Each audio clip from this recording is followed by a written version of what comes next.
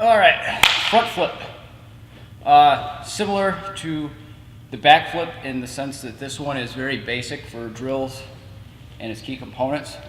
And it's also similar in that the steps are pretty much the same as far as just a 1-2. You're going to set, you're going to tuck, and then at the end, you're just going to release when you spot it. The difference being is with a back flip, when you're going over in the air, you're looking at the ground, you're going to release. With a front flip, you're not going to be looking at the ground, you're going to be looking forward.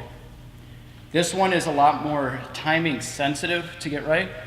So when you're running forward, you do your flip, you're coming out. When you're looking forward, that's when you're going to open up, because if you wait until you're looking down more here, you're going to go over and like land on your hands in your face or forward like on the belly. So make sure that with this, you're doing it somewhere safe when you first start, just for your landings. Chances are in the beginning it's not at all going to be a problem. You'll probably be landing short and on your butt, or your heels to your butt.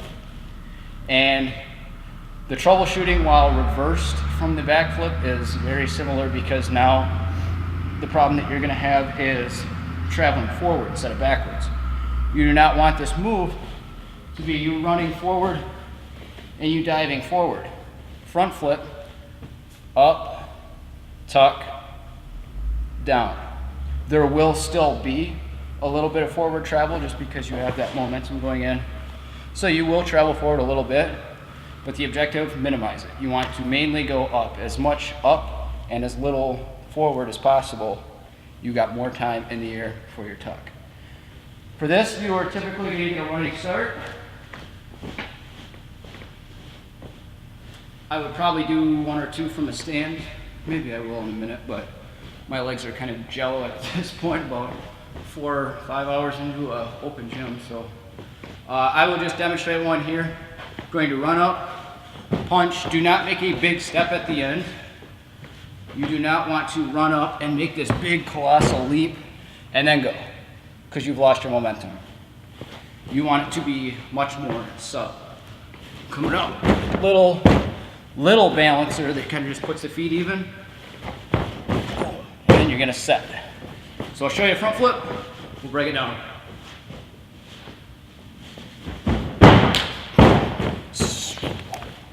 Fast. All right. So running forward, we're gonna do our little step, not big step. It's important because then you keep your momentum.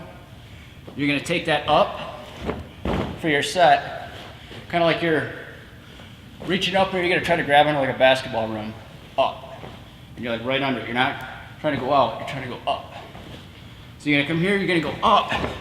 Only difference is you're not gonna be looking up at it, you're gonna be looking forward. So run, set. When you leave the ground, that's where the tuck will come in. You will go up. When you're officially off the ground, your arms, kind of like you're karate chopping 2 boards next to you, you're gonna swing them down like really hard for your tuck. Pulling your knees to your chest and bringing your chin like into your chest, looking down. That is the tuck. And I'm gonna show you a drill here in a second for that, so you can work both your set and your tuck portion of this. You can work them independently and then combine them together.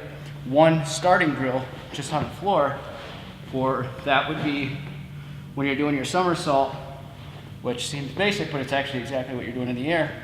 You're gonna grab both your knees, tuck, and you should be able to come out of your roll, kind of like you're gonna be coming up onto your feet, instead of just on your back and stopping. So you can feel when you tuck, you rotate more. If I just went out with it, not tucked, I'm not going anywhere. I go slower. You want to keep going when you're tucked. The drill for that, let me grab a mat. Actually,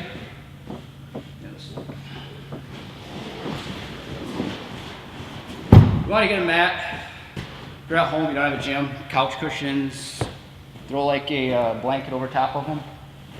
Something like that, just to cushion your fall. Maybe a blanket or 2, fold it up underneath. This, you don't care about landing the technique at all. You're just working on getting your tuck right. You'll worry about landing it when you're actually setting.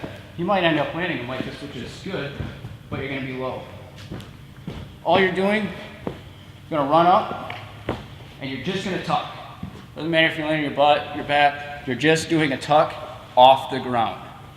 As long as you're not on the floor rolling, just so you know what it feels like to tuck in air, that's all we're doing here. So I'll do one or two just to demonstrate. Oh, thanks. I landed it, but when you start off, you probably won't be landing it, but you're going to want to work. You know, you might have a few where you're open, you're going to learn the hard way then, crashing it. Then you do a few where when you come at it, you'll be tucking tighter and tighter until you get that sweet spot where you see faster spin.